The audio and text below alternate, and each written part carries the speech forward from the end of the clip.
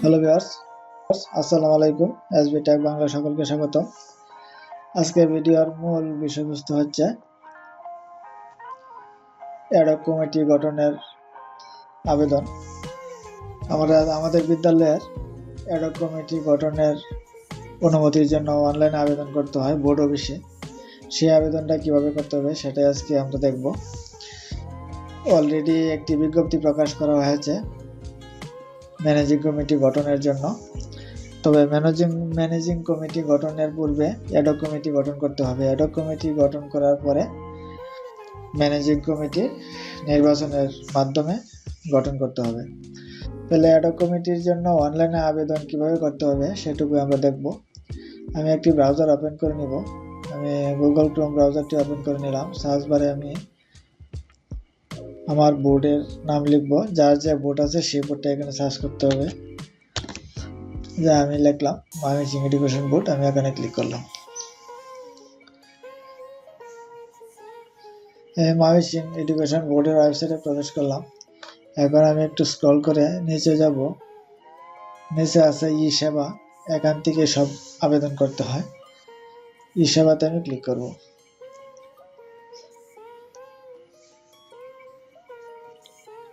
ই সেবাতে click করার পরে এরকম একটা ফিচার ওপেন হবে।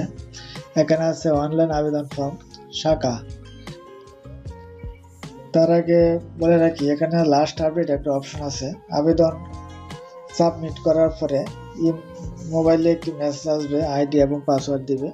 সেই আইডি এবং পাসওয়ার্ড দিয়ে লাস্ট আপডেটে গিয়ে ফাইলের পরবর্তী অবস্থা জানা যাবে। তো এখানে আছে শাখা। শাখাটা আমি বিদ্যালয় শাখা, যার কলেজ শাখা দিবে, বিদ্যালয় শাখা হলে বিদ্যালয় শাখা, আমি বিদ্যালয় শাখা দিলাম। এক আছে না আবেদনের বিষয়।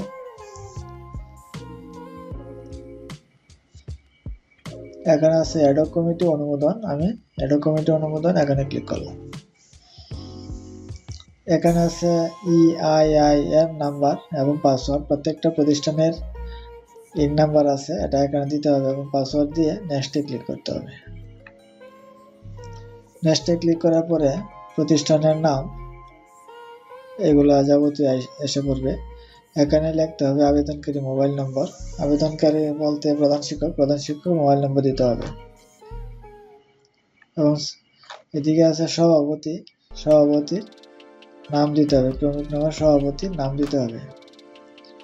স্ক্রল করে একটু নেব। এখানে সভাপতি 3 জনের নাম দিতে হবে। 3 জন সভাপতি মনোনয়ন করে এখানে নাম দিতে হবে। সেই নামের এগেইনস্টে এখানে কোন ক্যাটাগরির সদস্য, সমাজসেবক হলে সমাজসেবক, শিক্ষানুরাগী হলে শিক্ষানুরাগী এখানে লিখে দিতে হবে। তিনটার মধ্যে এভাবে লিখে দিতে হবে। সমাজসেবা হলে সমাজসেবী দিতে হবে। তারপরে আছে সাধারণ শিক্ষক সদস্য। এখানে সাধারণ শিক্ষক সদস্যের নাম দিতে হবে এবং প্রতিষ্ঠানের যোগদানের তারিখ দিতে হবে ওই শিক্ষক কর্মচারীর। তারপরে একজন লাগবে অভিভাবক সদস্য। অভিভাবক সদস্যের নাম দিতে হবে, পুষ্যের নাম দিতে হবে। পুষ্য বলতে এই অভিভাবকের ছেলে অথবা মেয়ের নাম এখানে দিতে হবে। সম্পর্ক দিতে হবে, ছেলে না মেয়ে। শ্রেণী দিতে হবে, কোন শ্রেণীতে পড়ে এবং রোল নম্বর লিখে দিতে হবে। তারপরে একটু স্ক্রল করে নিচে যেতে হবে। এখানে আছে অ্যাটাচমেন্টের কিছু কাজ আছে।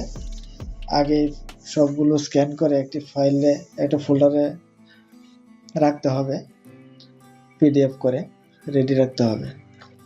এবং এখানে লেখা আছে নিম্নোক্ত সংযুক্ত সমূহ যথাযথ না হলে আবেদনটি বাতিল বলে গণ্য হবে।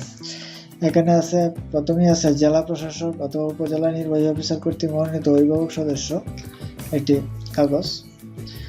তারপরে আছে জেলা শিক্ষা অফিসার কর্তৃক মনোনীত শিক্ষক সদস্য।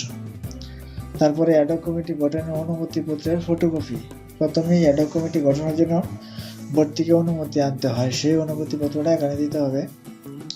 সভাপতি মনোনয়নের জন্য 3 জন ব্যক্তির নামের তালিকা। সভাপতি যে মনোনয়ন করা হবে 3 জন ব্যক্তির নামের একটি তালিকা তৈরি করে দিতে হবে।